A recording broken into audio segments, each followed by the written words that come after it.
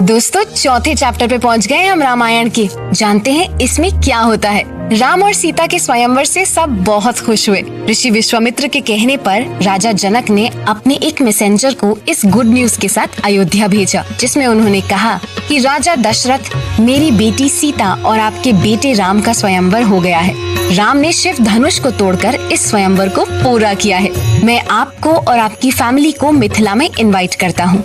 राजा दशरथ इस मैसेज के मिलने से बेहद खुश हुए। जिस दिन से ऋषि विश्वामित्र उनके दोनों बेटों को अपने साथ ले गए थे, उस दिन से आज जाकर उन्हें अपने बेटों की कोई न्यूज मिल रही थी। जैसे ही भरत और शत्रुघ्न को पता चला कि राम और लक्ष्मण की न्यूज आई है, वो दोनों राजा दशरथ के सामने आए और उनसे पूछा कि हमारे भाइयों की क्या खबर आई है। राजा दशरथ ने उन्हें खुशी खुशी मैसेज पढ़कर सुनाया। उसके बाद वो अपने गुरु ऋषि वशिष्ठ के पास गए और उन्हें ये मैसेज सुनाया। गुरु वशिष्ठ ने उन्हें आशीर्वाद दिया और कहा, राजन, अब आप बारात की तैयारी कीजिए।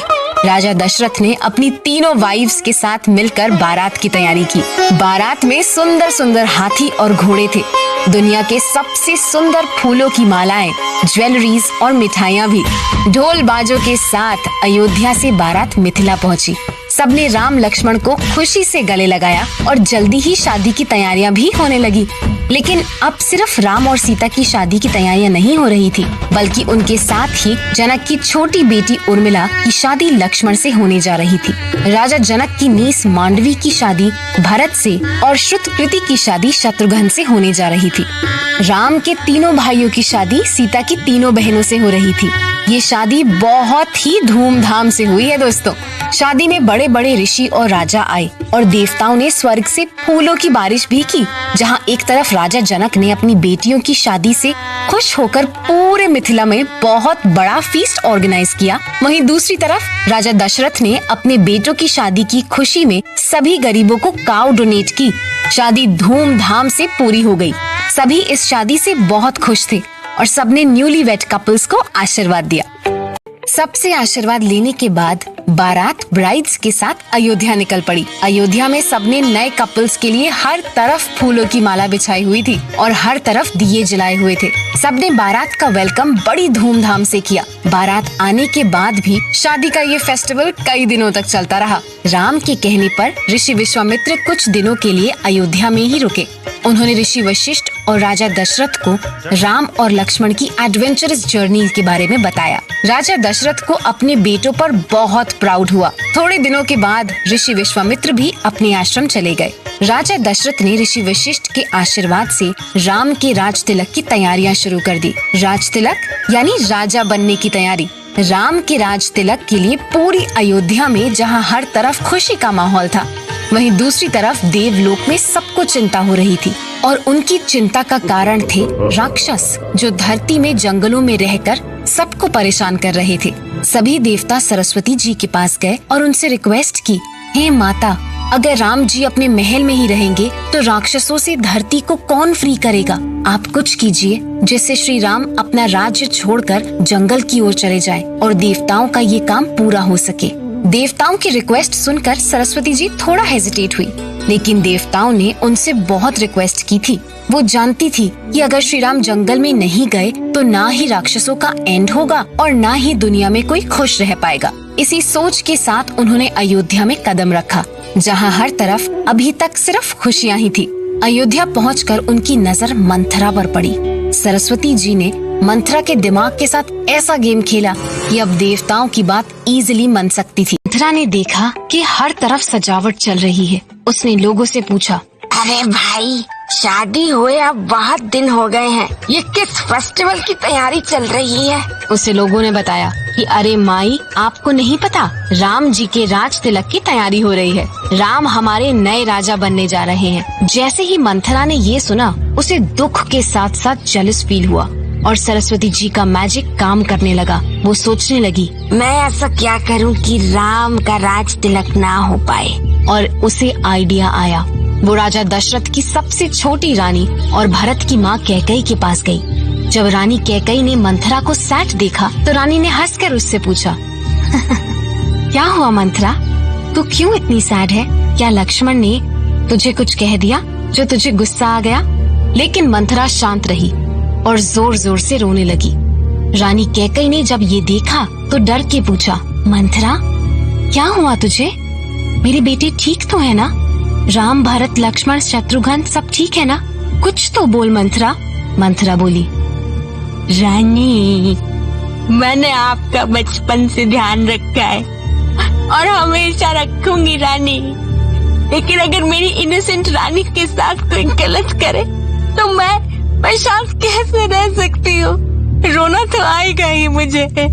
रानी कैकई ने कहा, किसने मेरे साथ गलत कर दिया मंथरा?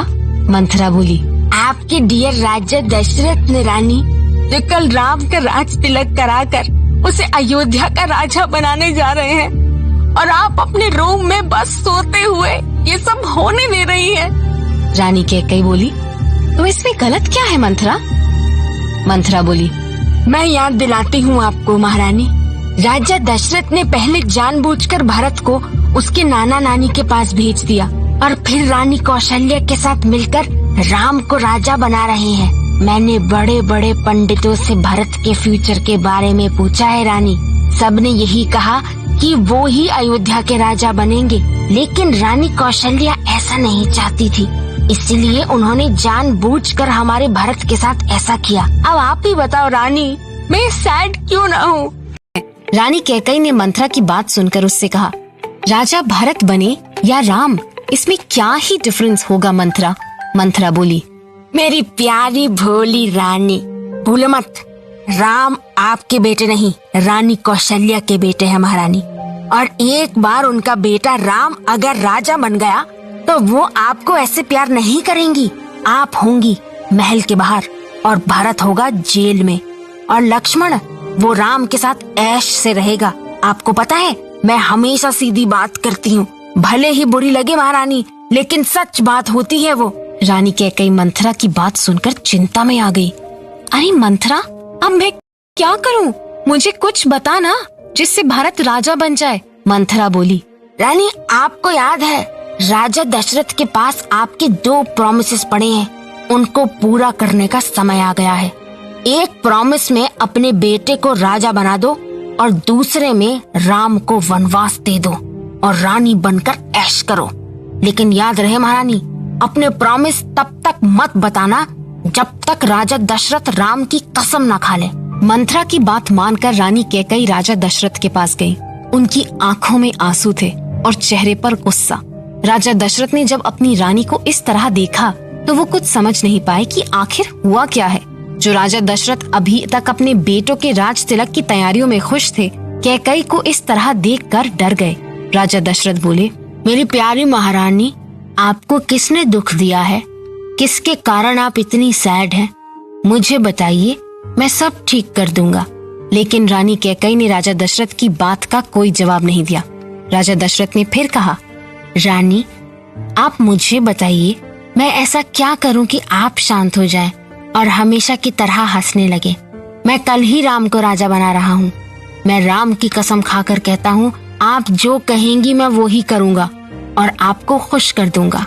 जैसे ही राजा दशरथ ने राम की कसम खाई, वैसे ही रानी कैकई ने कहा, ए राजन, आपको याद है आपने मुझसे 2 प्रॉमिसेस लिए थे, क्या आप उन्हें भूल तो नहीं गए? राजा दशरथ बोले, रानी, हम अपने प्रॉमिस नहीं भूलते हैं।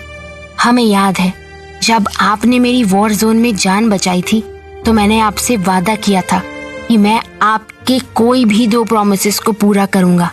बताइए महारानी, क्या मांगना चाहती हैं आप? रानी कैकई ने राजा दशरथ की ओर देखा और कहा, तो सुनिए राजन, मैं आपसे 2 प्रॉमिसेस मांगती हूँ। मेरा पहला प्रॉमिस है, मेरे बेटे भरत को अयोध्या का राजा बना दीजिए, और मेरा दूसरा प्रॉमिस है कि राम को 14 साल का वनवास दे दीजिए। जैसे ही राजा दशरथ ने ये सुना, वो जमीन पर गिर गए। उन्हें विश्वास नहीं हो रहा था कि कैकई, जो राम से इतना प्यार करती थी, उन्होंने खुद राम को वनवास भेजने की बात कह दी। रानी कैकई ने फिर कहा, आप इस तरह दुखी क्यों हो रहे हैं महाराज? क्या भरत आपका बेटा नहीं है? राजा दशरथ ने दुख के साथ रानी कैकई से कहा, हे रानी, मेरे लिए तो राम और भरत दोनों ही एक जैसे हैं। राम को तो राजा बनना ही नहीं है। आप अगर चाहती हैं कि मैं राम की जगह भरत को राजा बना दूं, तो मैं वैसा ही करूंगा महारानी। मैं कल ही भरत को यहाँ बुलाकर एक अच्छे दिन उसको अयोध्या का राजा बना दूंगा। लेकिन रानी, आप राम को वनवास ना भेजें। रानी कैकेयी ने बोला, मैंने बहुत सुन लिया महाराज, अब मेरे सामने आपकी कोई भी बात नहीं चलेगी।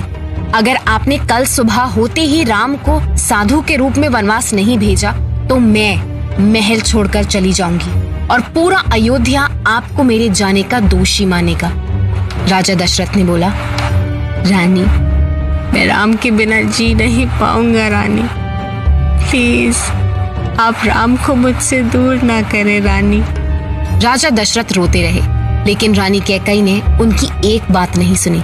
दशरथ समझ गए, अगर उन्होंने कैकेयी की बात नहीं मानी तो वो महल छोड़कर चली जाएंगी और हर तरफ इसका दोषी उन्हें ही माना जाएगा। आपका अगला